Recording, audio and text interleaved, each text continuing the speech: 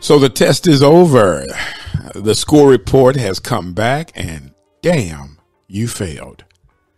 Yeah, it might seem like it's the end of the world, but guess what? It's not. Today on this episode of MDI Prep, we will discuss the 6 things you can learn from those who have failed the exam. We want you to pay close attention to number 4, because that one can change your life. These are the 6 things that you can learn from those who have failed the exam. And don't forget, number 4 can change your life.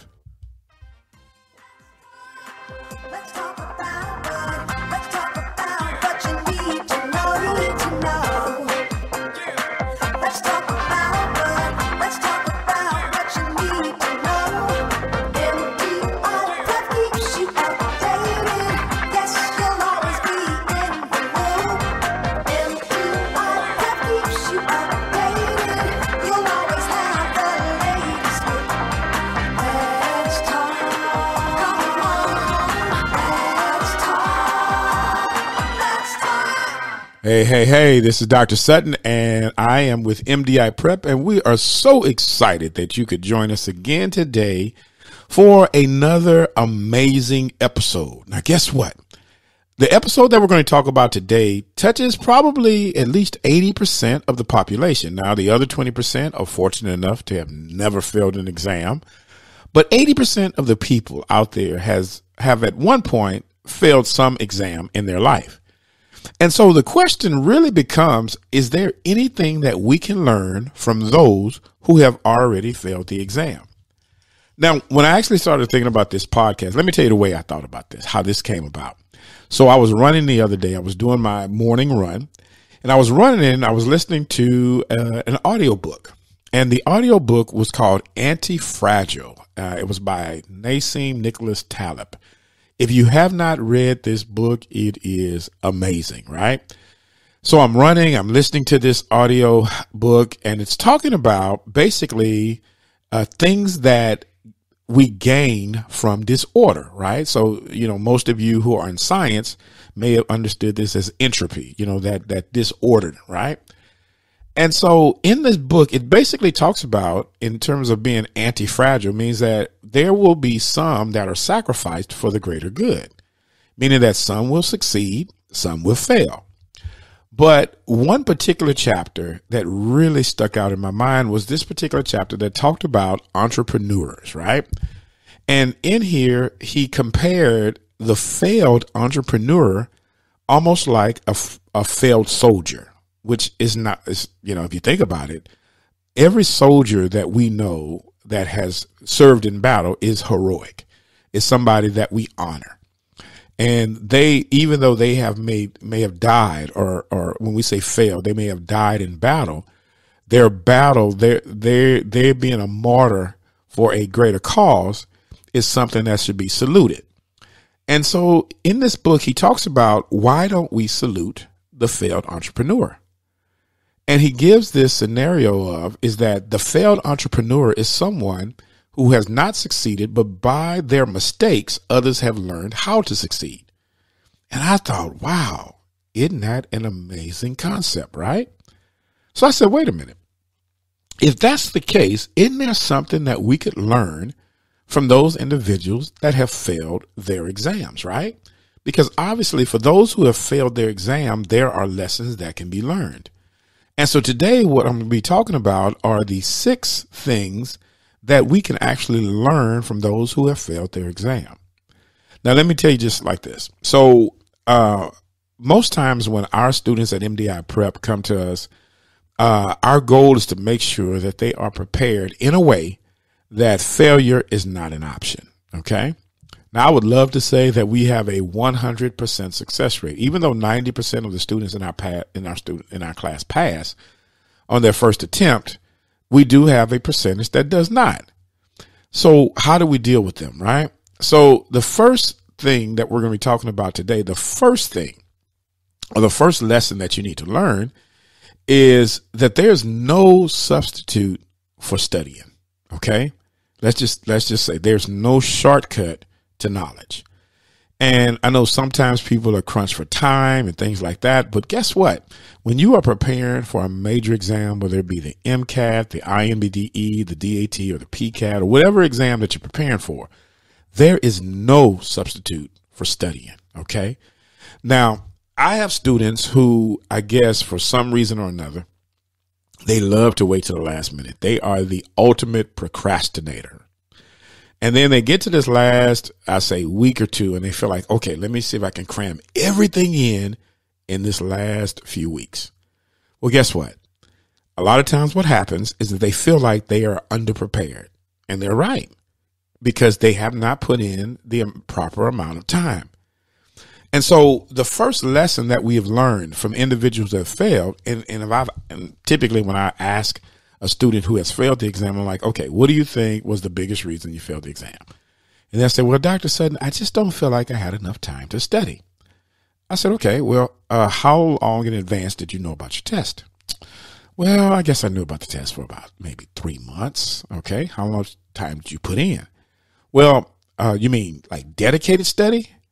Yes, dedicated study. Maybe a month. So you knew about the test for 3 months, but your dedicated study was 1 month. All right. Do we see something wrong with that? And most times they will admit, yeah, I didn't put enough time in studying. And, in my office here in Houston, we have this couch, right? And if you can imagine this, it's this long black couch. And so a lot of times students will come in and they'll just sit on the couch. And as they started talking and kind of expressing some of the reasons why they think they failed the exam, how they felt about the exam and so forth, you can start to see how that couch starts to slowly become this resting pad for them, right?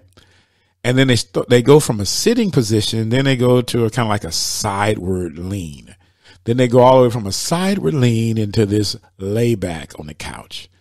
And now they get to this layback on the couch. We are now in a full-blown counseling session over why they failed the exam.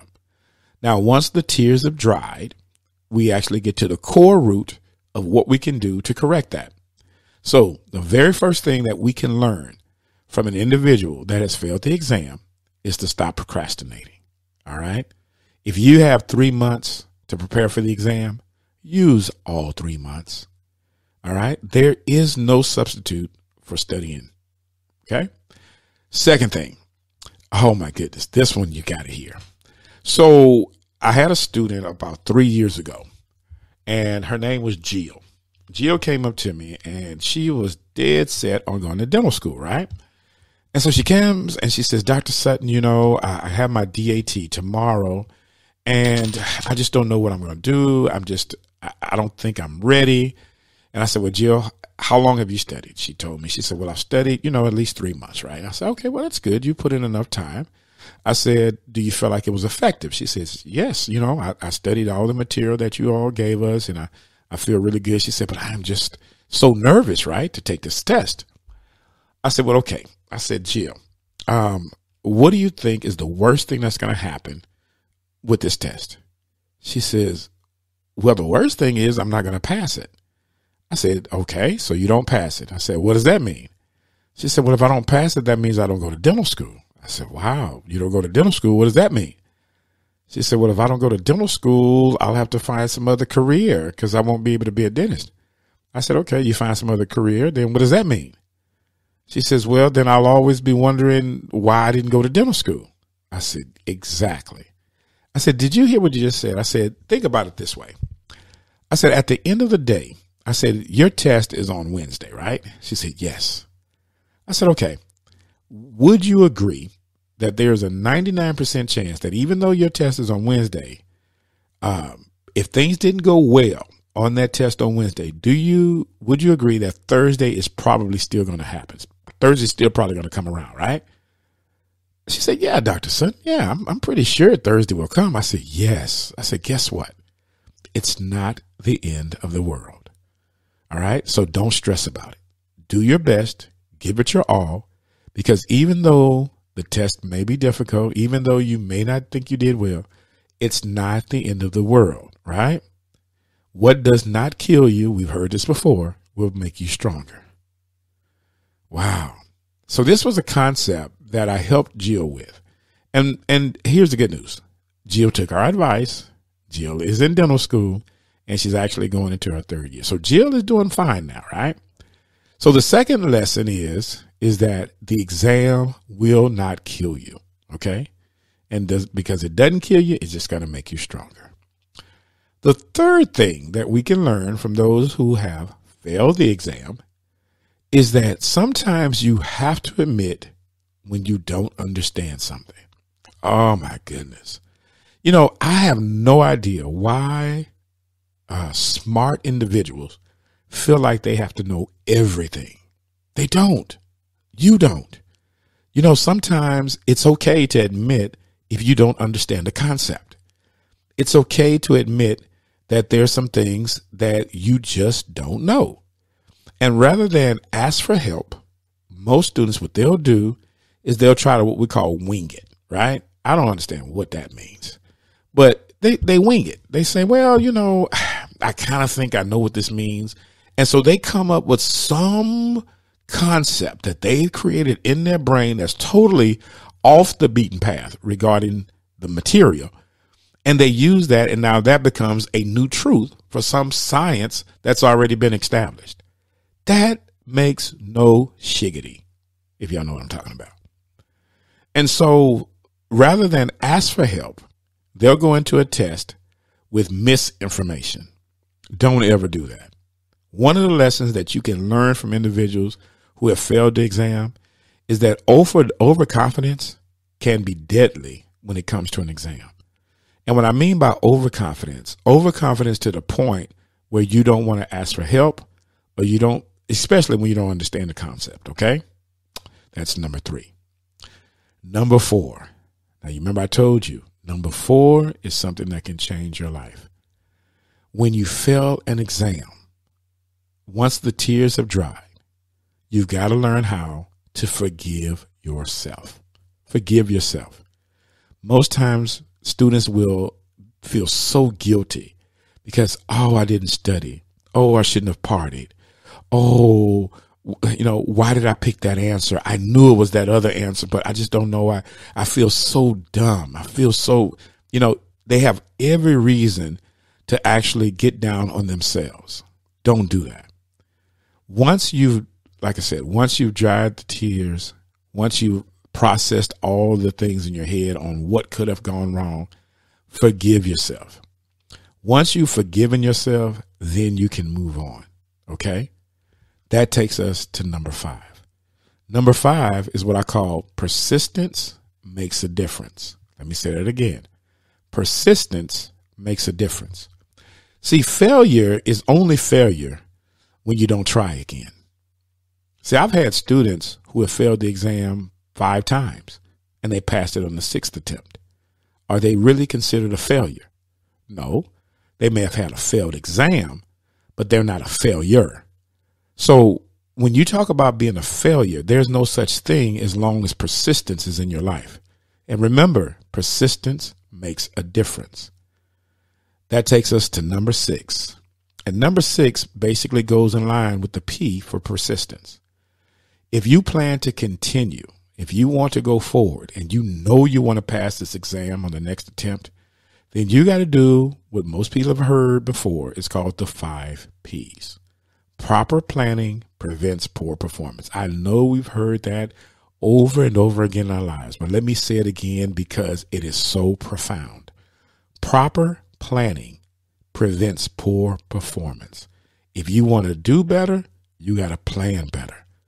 And if you, whatever you did the first time, if it were not successful, if you were not successful with the tools that you used the first time, doggone it, don't use them again. Try something different. You know, what did they say the definition of insanity was? Doing the same thing over and over again, expecting a different outcome. Why in the world would you use the same study material? Why would you use the same study technique if it did not work the first time? See, one thing that I know for sure is that if you're listening to this podcast, that I know for sure that you're seeking knowledge. You're seeking some understanding. You're trying to find What is the best method to accomplish your goals? And that's the reason that MDI Prep was created. And so in doing so, you've got to make sure that you look at, you evaluate, and you see the things that didn't work and try something different. Now, these are the 6 things that we have learned from individuals that have failed the exam. And these are 6 things that you should really keep in mind as you are preparing for your exam. Now, one thing that we know for sure is that you're going to pass. We're going to speak that into existence right now. One of the things that you probably hear us say at MDI Prep a lot is that we believe in the power of suggestion. And so right now, if you are hearing my voice, if you are listening to me, believe in your mind, believe in your heart that you're going to focus on your exam.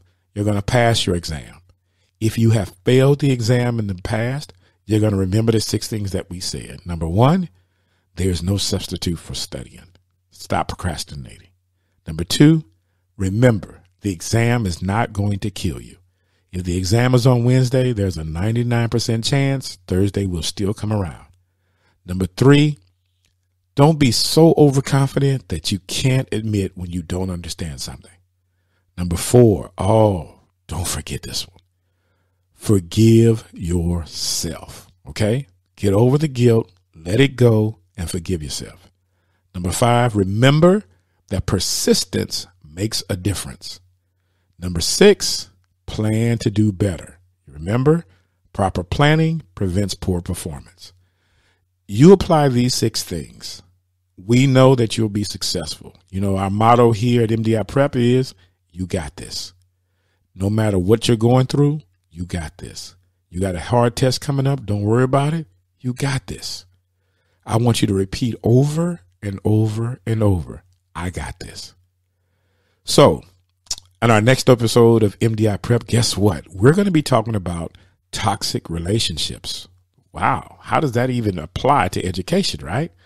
But did you know toxic relationships can impair your study ability? It can impair your success, your journey to medical, dental, or pharmacy school. So we're going to be talking about how to identify those things in your life that can impede that progress. So we're going to be talking about that. So remember, you got this. And until next time, peace.